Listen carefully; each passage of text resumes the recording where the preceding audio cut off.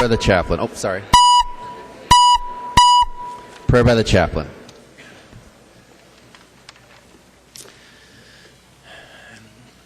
As the clothing of many of us would attest, today is St. Patrick's Day. St. Patrick died more than 1,500 years ago. He was not only Bishop of Ireland, but also one of the first of a long string of Christian missionaries in Ireland, including St. Kilian and St. Boniface, both Irish, who were missionaries to Germany. With that in mind, let us pray.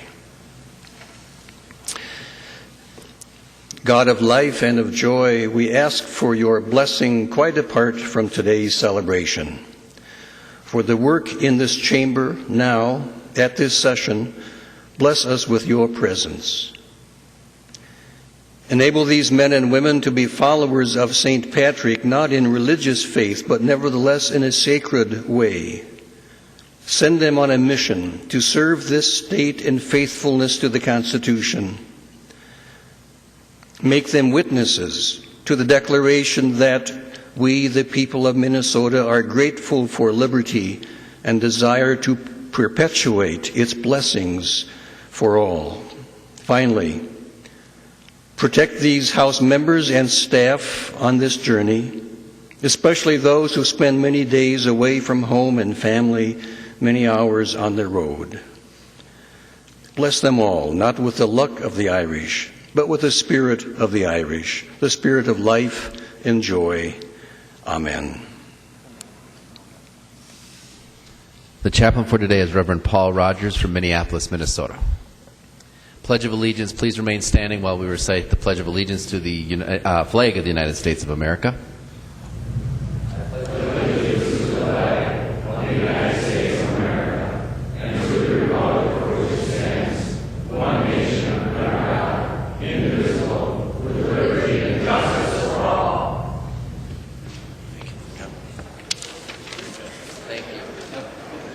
The clerk will take the roll.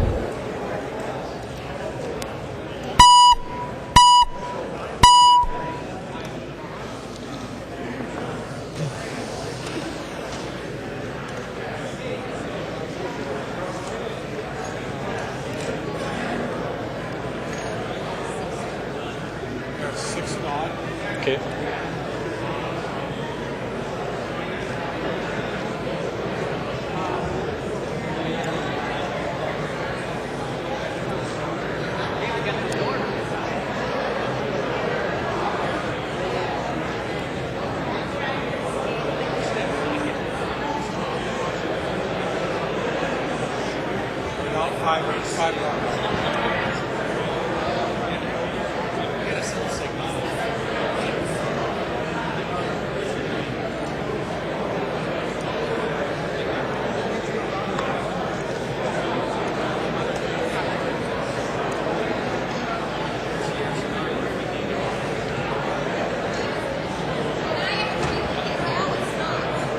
Really?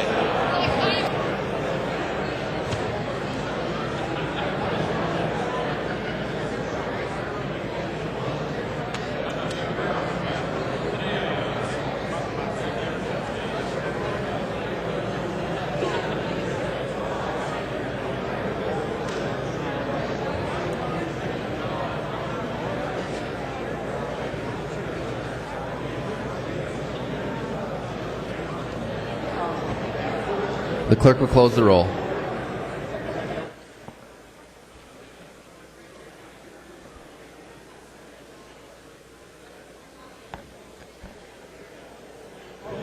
Quorum is present.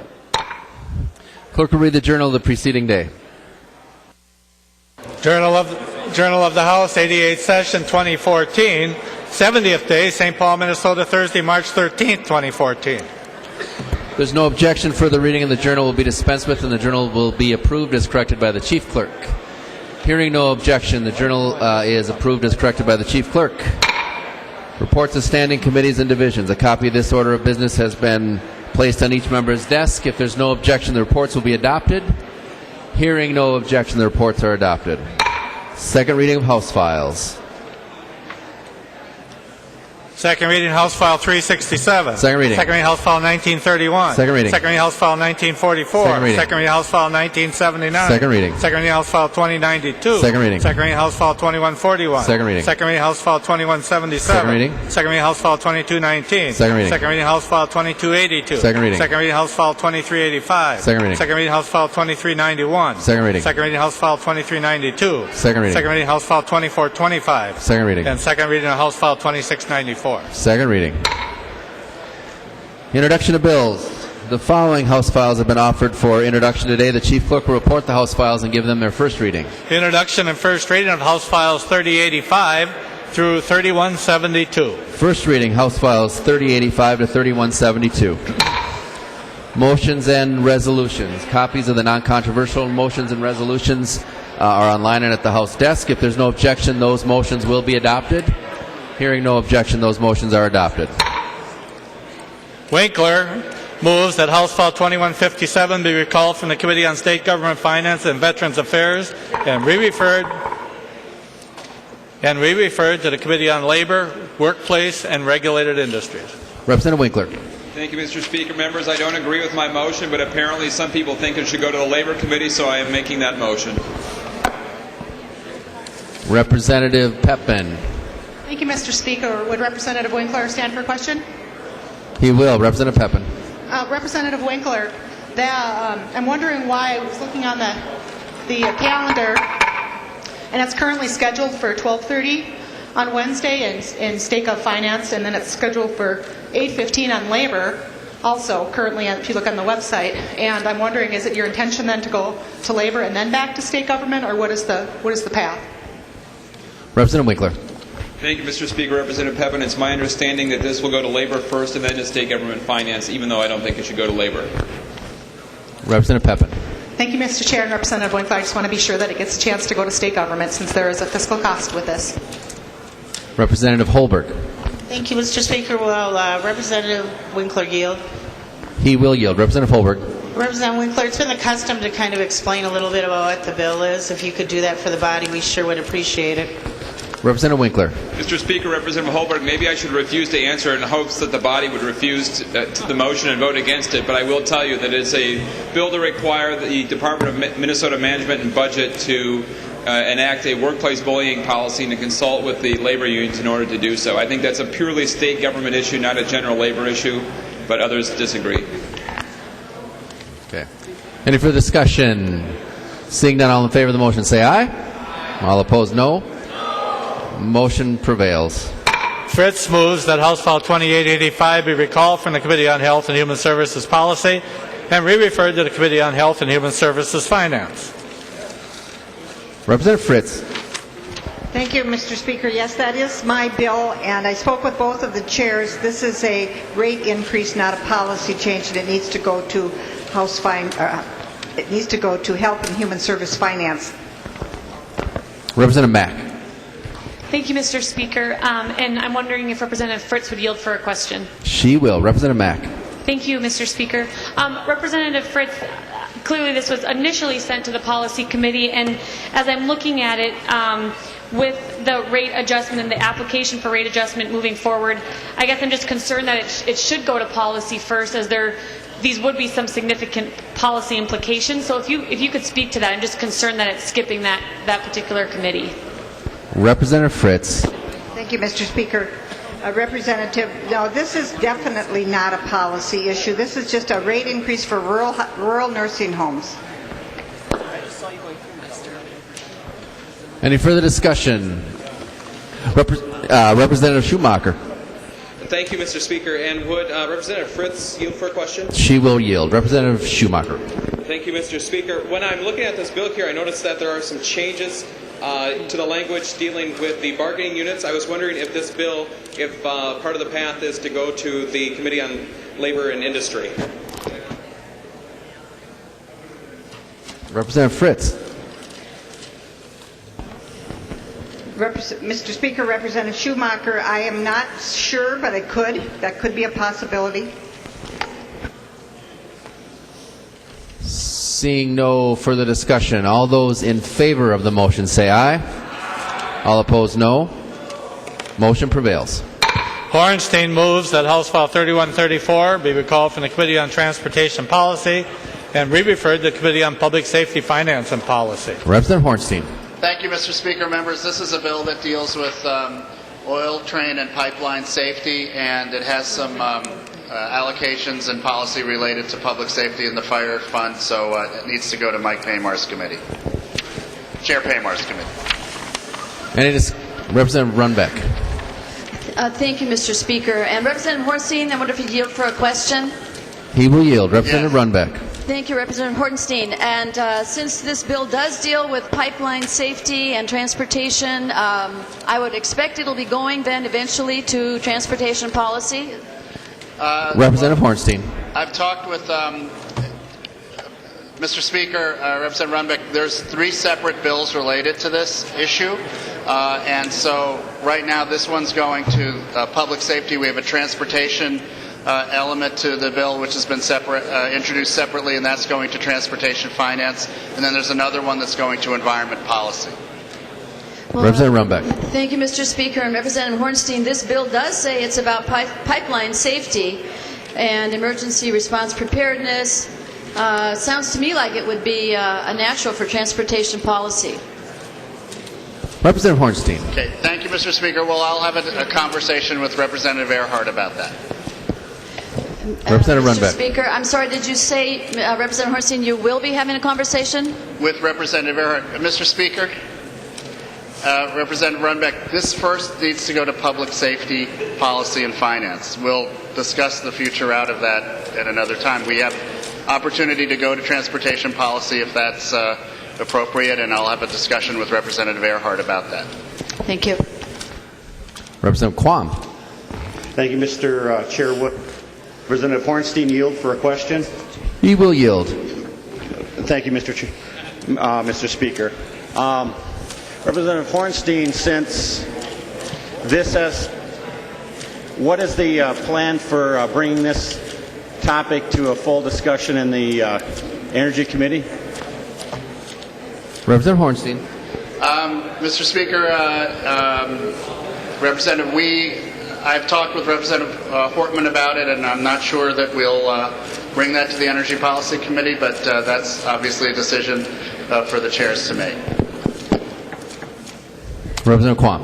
Thank you, Mr. Speaker. And since pipelines and that are related to energy, in fact, there are some bills about that, I think it'd be nice to at least hear that informationally in the energy, if not have it go through and be voted on. Representative Dowd. Thank you, Mr. Speaker. Would Representative Murphy yield for a question? She will yield. Representative Dowd. Thank you, Mr. Speaker. Representative Murphy, just a point of clarification. I know that the public has an interest in following these bills, and I think we heard a little discussion there that potentially there might be multiple bills traveling on a single subject, and maybe only one of those bills would be in this committee, maybe another in that committee. What I want to make sure that we're not doing here is playing three-card Monte with the public. If a bill deals with an issue area, I know that we've expressed concern on the minority side about making sure that bills travel to each committee, that they have an issue area of relevance, and we want to make sure that that's happening. It's very difficult for the public to follow a bill when they don't know that process. So I think the history of this chamber has been that if there are multiple bills dealing with the same subject area, that the committee chairs would even go as far as to schedule all those bills in that committee on the same day so the public could see and testify on all of them, really making the public's job in this process easier, not more difficult. So I guess I'd like from you a commitment that that's not happening, that we have portions of bills kind of segmented out so that they can have different hearings in different committees and then all come back together at the end. That makes it almost impossibly difficult for the public to follow a bill and an issue. So I guess I'd like your commitment that that's not what's happening. I hope not, but I'd like your commitment that that's not happening. Representative Murphy. Thank you, Mr. Speaker and members. And the body is full of questions today, maybe because it's St. Patrick's Day. I give the public a lot of credit for the capacity to follow along with what's happening here at the Minnesota House of Representatives. And yes, there are many bills moving their way through the process, and some dealing with subject matter that is alike. And those bills, as they are moving along, are being posted on the website so people have time to prepare and get to the hearings. And I know that our members and our chairs are doing their level best to organize that work in a way that is most easy for the public to participate in. They are doing their level best. So, I will give you my commitment that we will continue to do our level best to achieve that goal, because we believe, just as I understand you do, that the public's voice is important in this process. Thank you, Mr. Speaker. Representative Dowd. Thank you, Mr. Speaker. And just a comment for the body, and I hope that members understand. We might understand how a bill travels in this chamber, but it's very difficult sometimes for the public to understand that. So the minority side has expressed its concern about the tight deadlines and how that might cut the public out of the process of coming in and testifying on these bills. And after all, this is the people's house, and I think we need to make sure that the public has every opportunity to come and testify on these bills in committee. So I appreciate the majority leader's comments, and we'll continue to watch to make sure that the public has every opportunity and that we're not taking shortcuts in the process. Seeing no further discussion, all in favor of the motion say aye. Please say aye. All opposed, no. Not that I was going to encourage people to vote one way or the other. Thank you. The motion prevails. Okay. I would like to recognize a former representative here, former minority leader Matt Intenz is in the back of the chamber, if we could acknowledge him.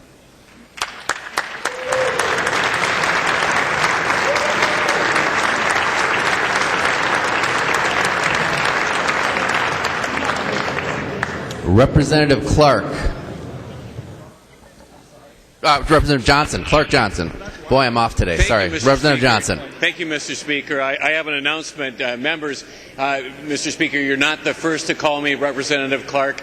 I will just share the story with the entire body. I'm really calm with that because my first name is my mother's maiden name, and my grandfather, Clark, was a very devoted FDR Democrat, and if he were here today, he'd be very proud of me. So that's an error that I actually take kindly. But members, tomorrow, Tuesday, March 18th, is Greater Mankato Day at the Capitol. So please join us at the Kelly Inn for an evening reception from 5 to 7. You will learn how folks from the private and the public sectors of our community work together to support an effective economy at work. Thank you much. Announcements. Representative Abler. Thank you, Mr. Speaker and members. It's an announcement, personal privilege thing. We in Ways and Means today to announce we worked on the budget targets. And most members don't get to go there, and I learned the hard way that what happens there doesn't even get to be talked about, and then you're a victim of what sort of things go on there. And so I just counted up 83 members of this body have signed on to the 5% bill for the disability services, and it's meant a lot to a lot of us. We run on that. We tell our people we're going to help you out. And so the governor, unfortunately, decided to come out with a 4% thing, which sounds almost like 5, until you realize that these people have actually had reductions in their money over the years. Nursing homes have been held harmless. And so these folks are in just some dire straits, and we all agree, 83 of us signed on to this bill, and we were all for the 5%. Unfortunately, the House target in human services is $75 million, which sounds like a lot, until you realize that only pays for 4% or less, and probably more like 3.5%, which is not the same as 5. And so, I'm in the minority, and I understand that. But there's a way we can change how things go in the House. Members. The majority members can go to their caucus, and they can suggest to leadership, we need a better target. And so I can announce to you the method by which this could be improved. And so if you really want the 5%, you can do something about it, Mr. Speaker and members. And I know you understand this topic, and it's something that's, I think, really important. The House has traditionally been strong on this good COLA for workers, and I hope that we can continue that standing. And so if that's an announcement or a personal privilege, thank you for the time, Mr. Speaker. Thank you. That's not an announcement, but thank you, Representative Abler. Representative Dean. Mr. Speaker, I rise to a point of personal privilege. Representative Dean. I would like to take a chance to welcome students from North Hennepin Community College that are here today at the Capitol. They're pursuing coursework in leadership skills through Community Organizer. If they could stand up, along with their professors Anna Davis and Michael Britchard. It looks like they just left. Dang. Oh, well, they were here today, so if you see them, say hi to them. All right.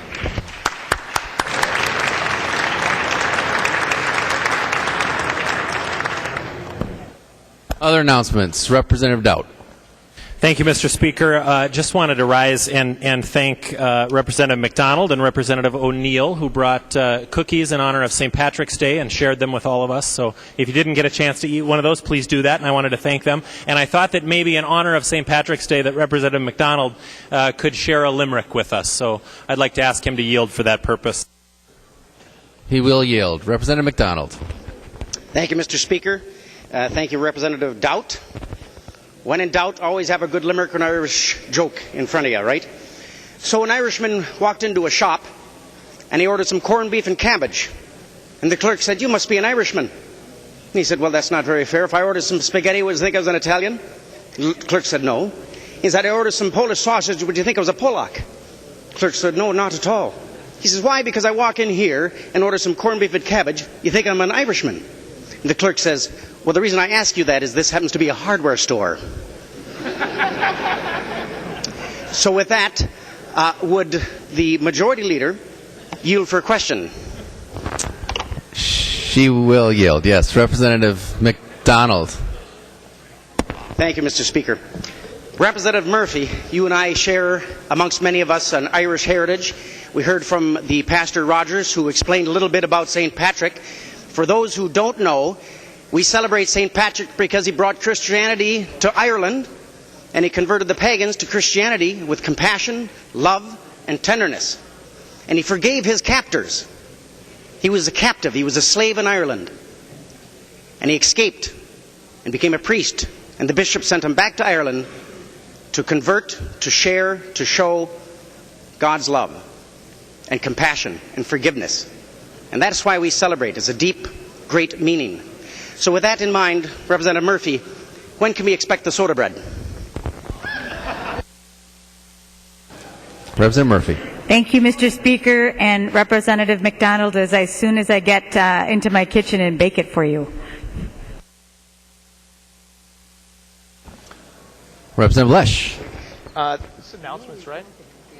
Mr. Speaker, the DFL members of Civil Law will be gathering after session in room 400 North to talk about the GOP members. All right, Representative Murphy. Thank you, Mr. Speaker and members. I move that when the House adjourns today, it adjourns until 12 noon, Wednesday, March 19th, 2014. Representative Murphy moves that when the House adjourn today, it adjourn until noon, Wednesday, March 19th, 2014. All in favor say aye. All opposed no. Motion prevails. Representative Murphy. Thank goodness, Mr. Speaker, I move that the House do now adjourn. Representative Murphy moves the House do now adjourn. All in favor say aye. All opposed no. Motion prevails. The House stands adjourned until 12 noon, Wednesday, March 19th, 2014.